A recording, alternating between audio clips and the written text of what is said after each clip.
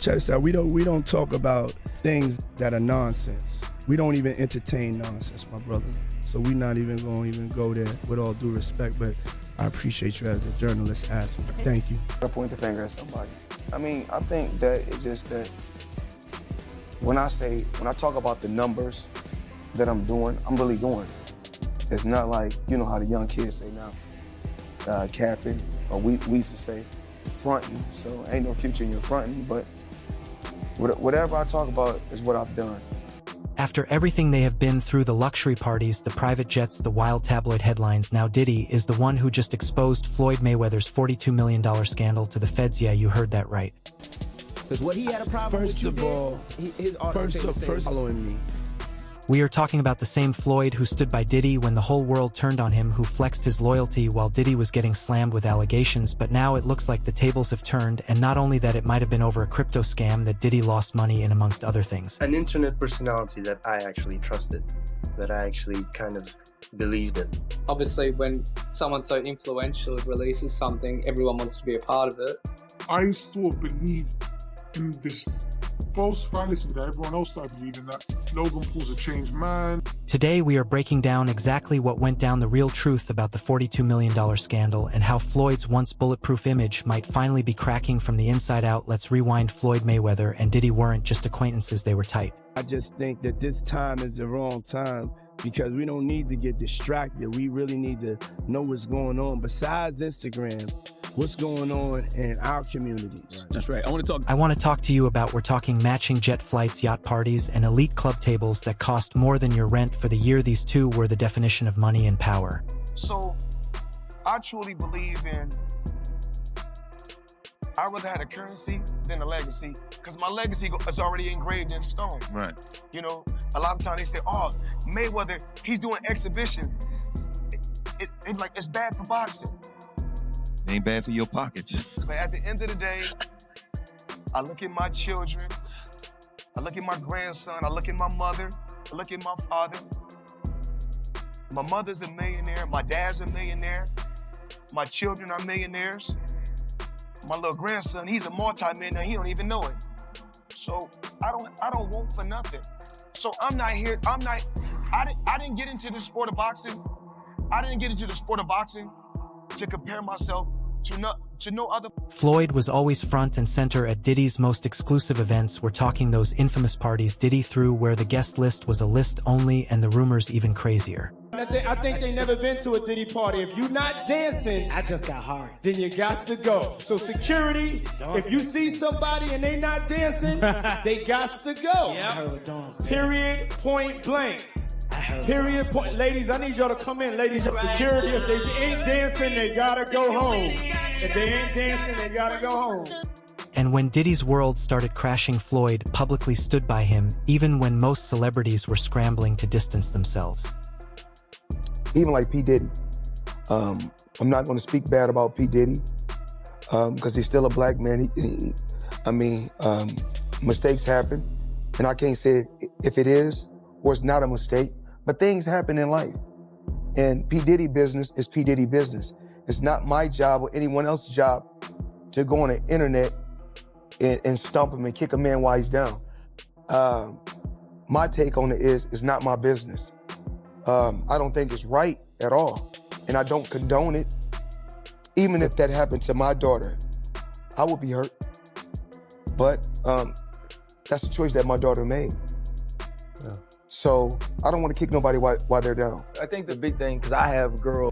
So the question is, why would Diddy of all people be the one to expose Floyd? That's the twist that nobody saw coming. You know, I told him, Bad Boy was on pause, and he was like, nah, there's no way I'm letting that.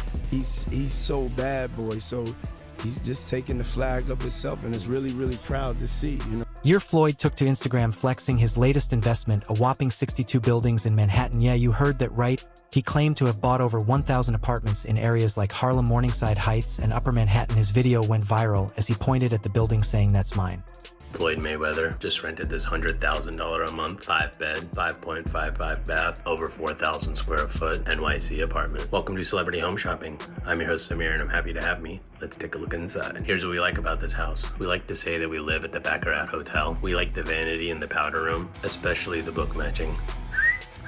We there's no TV above this fireplace. I know that this is just staging, but we like that there's a real couch outside. Being rich means you can have indoor furniture outside, and I fully respect that. We like that there's over 3,000 square feet of terraces. Terraci. And finally, we like that there's enough space up here to have your very own pickleball court. Here's what we hate about this house. We hate how much these columns block all the views. We hate outlets in the baseboards. I can only think of one thing that would make you want to bend over to plug in, and it's not this. We hate wiggly LED lights like in here and in here. Just because you can do something doesn't mean you should do something. We hate this induction cooktop. We hate when they put tiny sinks in the bar. This is only great if you have a single petri dish to wash. I hate the columns in the master bedroom. I'd like to think of Floyd punching this every morning in rage as it blocks his view, which may eventually lead to the building's collapse. We hate that the master bathroom looks like a TSJ, a total stuff job, which also happens to be the nickname you had for your ex. We hate the mirror in the master closet. I'd bump into this like a dumb bird bumps into a window. And finally, we hate how annoying it's going to be to tell someone you live in Unit 1819 BC. Would I live here though? Yeah, probably. He said the purchase was entirely solo, no business partners. Floyd Mayweather straight up dropped $42 million on real estate and claimed it would bring him $300 million per month in rental income. Sounds too good to be true. That's because it probably was. The money to the account, and when I wired it to the account, I went straight to the bank. I go to the bank myself to make sure shit get done. Because the thing is that I can't make all the money unless somebody else do all the dictating and do all the controlling.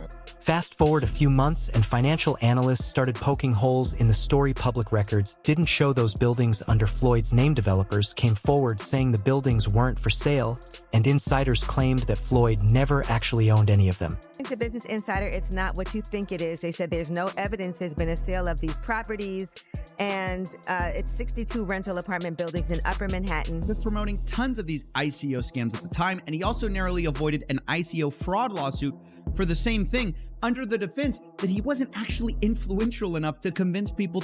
Here is where Diddy comes into the picture. Word on the street is that Floyd wasn't just flexing buildings, he was also running a shady crypto and NFT scheme behind the scenes. Crypto. Crypto.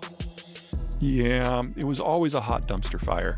Always? Yeah, I mean, I'm not going to say that it was all fraud. Some of it was a pyramid scheme. Tiger did.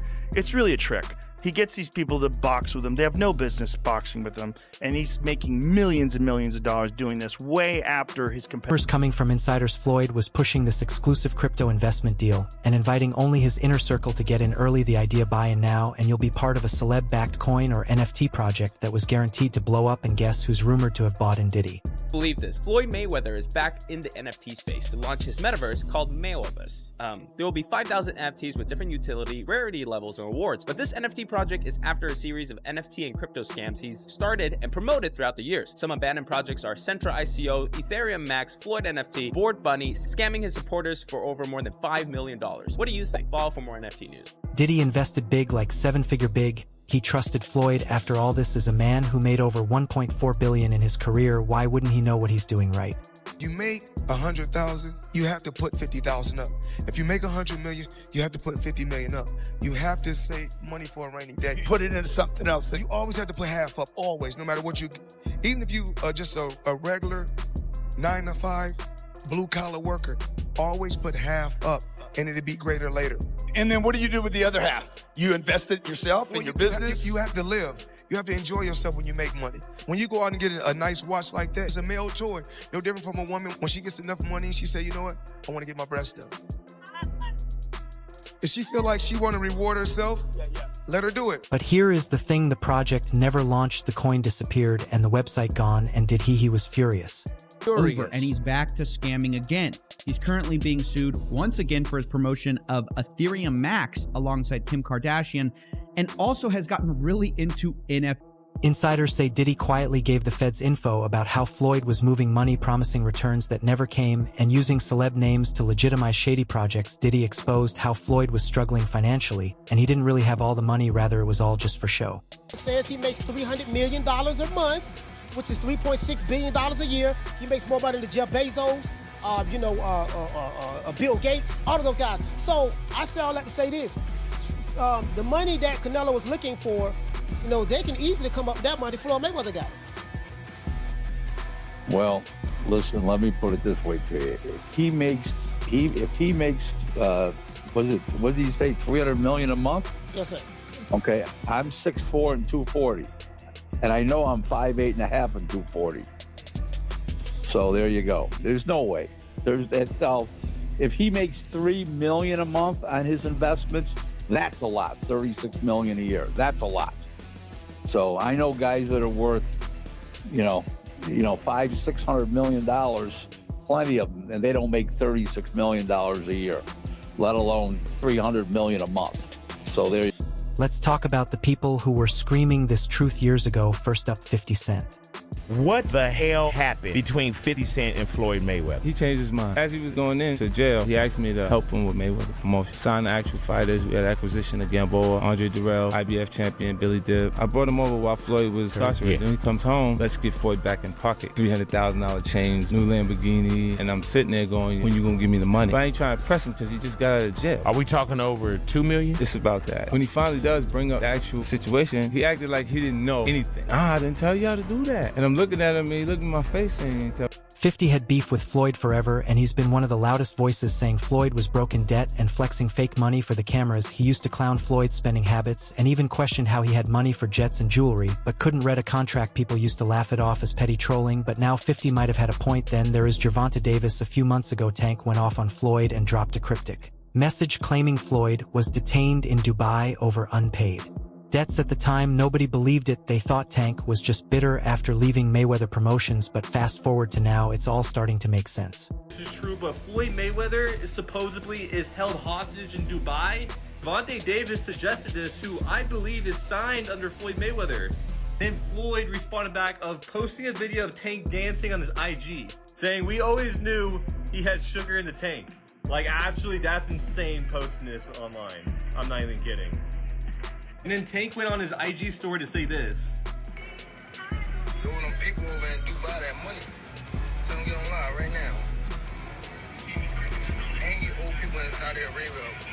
Floyd responded back saying he should fight Shakur instead. I have no clue what is going on with this beef, but they're basically saying that Floyd Mayweather is broke and owes people money and he's hiding in Dubai. I'm actually speechless if any of that is remotely true, but I kind of can see that coming. I don't know if you guys remember this, but Logan Paul and Jake Paul, like 2 years ago, said that Floyd is actually broke. And it low-key might be true, but we'll see what happens. Maybe Tank was telling the truth the whole time. Maybe the world just wasn't ready to believe it. Let's not forget Floyd's infamous run of embarrassing exhibition fights. Hey, Floyd Mayweather fought another exhibition against Gotti last Saturday.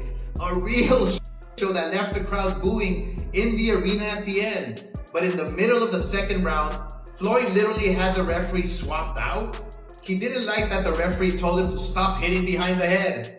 Floyd is used to having the refs do whatever he wants, and he wasn't getting his way this time. It was so embarrassing. Floyd, you're 50 years old. You're a legend in the sport. I've stood up for you in countless interviews, including Shannon Sharp's podcast last week. But you have to stop embarrassing yourself with these exhibitions. I know life is hard. I know life is expensive. But come on, dude, put your legacy first. Nobody wants to remember you like this. And it gets worse. Your jeweler filed a lawsuit against you in Miami. And many are saying you're gonna have to sell off your assets. Floyd, I'm rooting for you. Come. After retiring undefeated, Floyd basically turned into a walking pay-per-view ATM, but instead of facing real fighters, he started booking fights against YouTubers, influencers, and reality stars. Logan Paul, Deji, John Gotti III, even random guys from TikTok. In terms of Floyd, right? Okay. So you get off the phone, yeah. You've agreed to fight Floyd, yeah. But then you have to sit there and go, holy shit. So who do you tell first? What are you thinking at that point? Do you ring someone or what are you doing? First person I told was Shane. So before I even signed anything, I called Shane and I was telling him I'm scared. And then Shane's just like, sign it. Just sign it. Stop being a pussy. It became so clear that Floyd wasn't fighting for legacy. He was fighting to pay off debts. These fights were quick cash grabs, and most of the time his opponents never even got paid. Logan Paul went public saying Floyd owed him millions and that he still hadn't seen a dime. And it wasn't just Logan. Multiple fighters came forward saying Floyd either underpaid them or ghosted them altogether. Floyd Mayweather, you punch-drunk idiot. Read my lips. Oh, wait, you can't. Where's my money, bitch? Floyd never paid me for our fight. Who am I, the IRS? You can't dodge taxes like you do punches, dummy.